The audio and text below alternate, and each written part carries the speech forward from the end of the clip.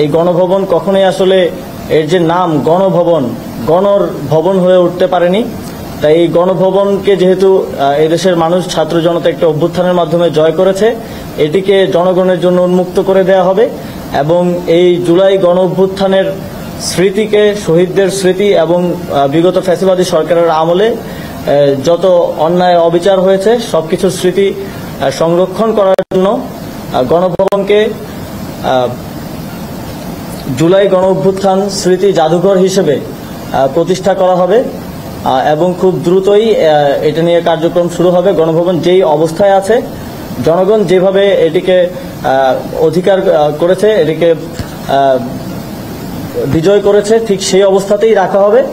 এর মধ্যে ভেতরে আমরা একটি জাদুঘর প্রতিষ্ঠা করব যাতে এই অভ্যুত্থানের স্মৃতি সংরক্ষিত থাকে। এ বিষয়ে আজকের উপদেষ্টা পরিষদের যেই বৈঠক সেখানে সিদ্ধান্ত গৃহীত হয়েছে।